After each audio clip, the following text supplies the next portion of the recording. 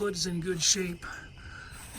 Lips along here are nice and dry and clean, and a little bit of a chip chunk going on here on this side, but otherwise the jambs are in nice shape. Some surface rust on the core support. Antifreeze is full and green. Oil is in good shape. Transmission fluid is pink and it does not smell burnt. Air bath cleaner, oil bath cleaner rather, I'm sorry, has original silk screening lettering that you can't see at the moment. I'm disappointed I went too long and lost my light over this last hour and a half, 2 hours, so we'll keep going. The car is going to be due for paint. That is some primer spots. There's a couple other spots happening in the vehicle. There's some filler in various locations. There's over 50 photos like this depicting the areas that stick and don't stick on the car. A little bit of filler down low in the dog legs of these front fenders. This rocker panel on this side is rusted through. Got still photos of that, of course. Some rust here and some rust in the dog leg. You can see some riveted repairs going on there. All the trim is complete on the vehicle. No evidence of overspray on the door handle rubbers. No evidence that the belt moldings have ever been removed in the vehicle. This window doesn't want to go up or down. The convertible top is shrunk, and for a variety of reasons, including this one and some stitching pulls, the convertible top will eventually be replaced by the upcoming owner.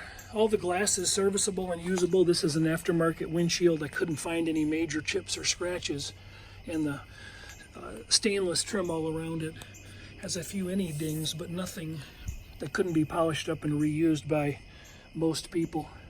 The passenger and driver's door mirrors are both a little loose and need to be tended to. Spotlight, well-equipped car, power steering, power brakes, courtesy lights are working. Original seat covers and carpet appear to be in pretty nice shape. The seat actually still feels pretty good. Small split right there and crack in the plastic trim. Steering wheel is in pretty good shape. No major cracks or splits.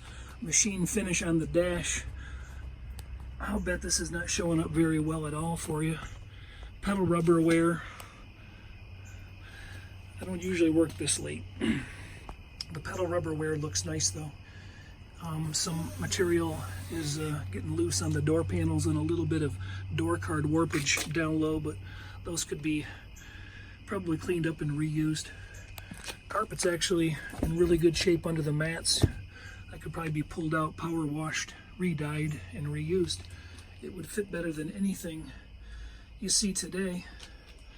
The power top, the top works. I can get it to lift up. The owner prefers that because of the age of the top, we don't operate it.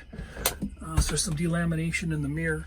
The machine finish has got a little bit of deterioration going on the face. Clock's not working. AM radio is unplugged. There's the antenna right there.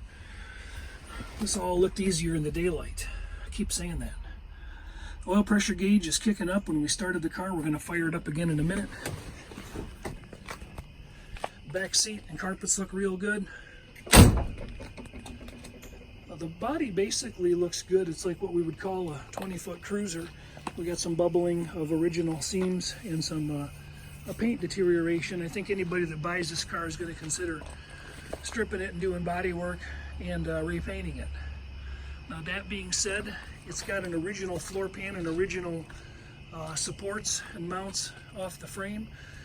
There's a couple holes on the passenger side and some surface rust and deterioration, but all four of the extensions coming out to hold the bumpers in place, all the frame extensions, they all look good. None of them have been hit.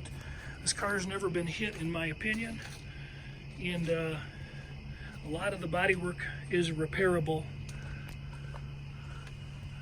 Some of the patches you can see down low, this quarter's been patched.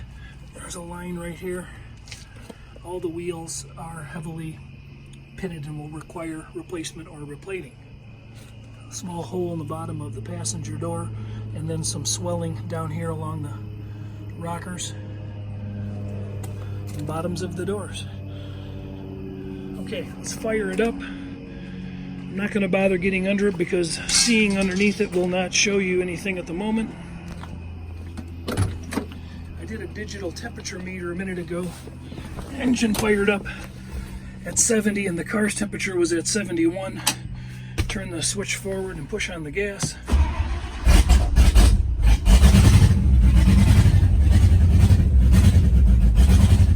See the oil pressure gauge, but you're gonna have to trust me. The oil pressure gauge is going up and working. It doesn't have much gas in it, or the gas gauge is inoperable. I turned the headlights on a few minutes ago and the turn signals, each of which came on for a minute and then went out. So I'm sure we blew a fuse.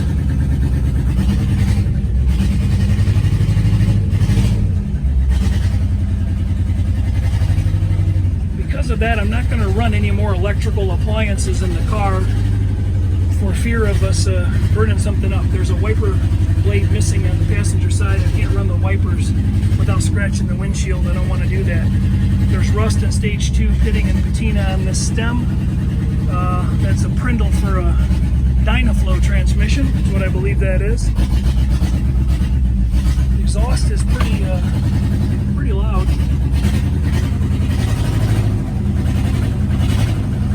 Cars were like $29.95 brand new. I only made like 5,588 of these originally. Century convertibles. Body tag indicates it's a 66C, 4667X. It's got the X frame and not the X frame and the exhaust leak is up front.